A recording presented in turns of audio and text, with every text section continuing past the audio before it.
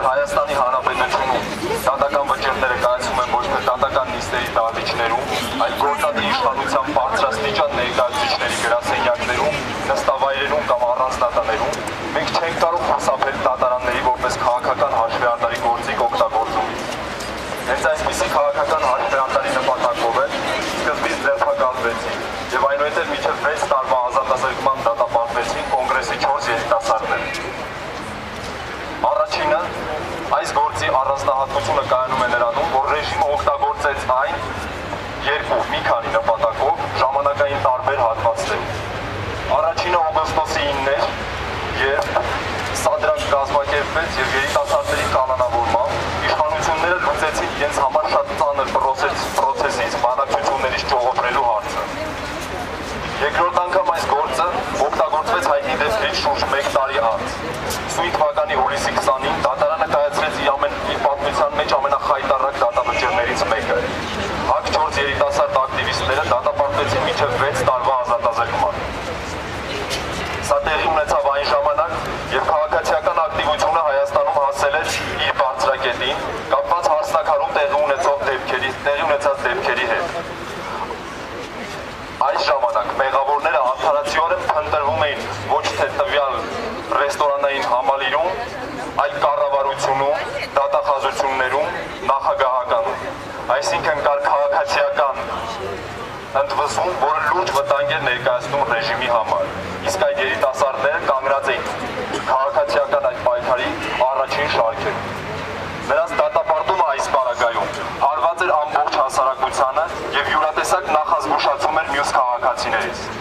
Սա մարտահրավեր էր մեզ բոլորիս, սա փորձ էր վախի մթնոլորտի տարածմամբ խեղդելու քաղաքացիական ակտիվությունը։ Այո, այսօր մենք կարող ենք փաստել, որ իշխանությունները չկարողացան լուծել իրենց առջև դրված մեզ օդրելու խնդիրը։ Եվ դրա ապացույցը այսօրվա մեր սակայն այս դեպքերը մեզ ցույց են տալիս, որ Հայաստանում իշխանությունները բռնազավթակ անձի շարունակում են երկրի իրական տերերի, ՀՀ քաղաքացիների հետ բռնության լեզվով խոսելը, շարունակում են հովանավորել մարդասպաններին, խրախուսելով ամենաթողությունը։ Նրանց հրահանգներով արդարացվում են մարդասպանները, դատապարտվում են անմեղները։ Սրան ապացույց են արդեն ավարտված Հանրապետության հրապարակի հայտնի պայթունի գործը, դեռևս ընթացող Վահե Ավետյանի դատավարությունը, Արտակ Նազարյանի սպանության գործը, կոնգրեսի երիտասարդների եւ բազմաթիվ այլ դատական գործեր։ Ամեն քայլափոխի մենք ականատեսն ենք անարդարության, քաղաքացիների իրավունքների խախտման։ Սակայն միաժամանակ հարկավոր է խոստովանել, որ սրա հետ մեկտեղ մեծանում է քաղաքացիների դիմադրողականությունը եւ պատրաստակամությունը պայքարելու, ինչը վերջը չի կարող չհանգեցնել ցանկալի արդյունքների։ Հաշվի առնելով այս հանգամանքը, կարծում եմ, որ վերջապես եկել է ժամանակը անարդարության այս շղթային վերջ դնելու համար։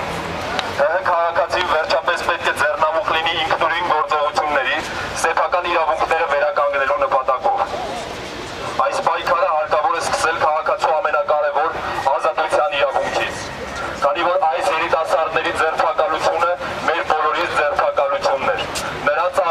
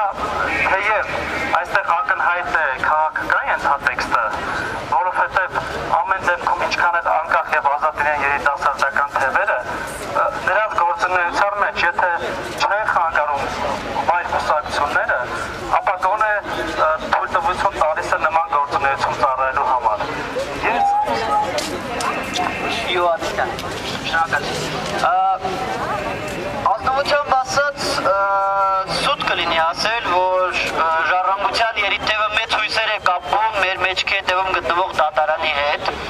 որովհետև այս դատարանում եղել են շատ վճիռներ, որոնք հանգիստ կարելի ասել վճիռներ ընդդեմ Հայաստանի Հանրապետության։ Իհարկե հույսով ենք, որ այս մի վճիռը կլինի հանուն Հայաստանի Հանրապետության, բայց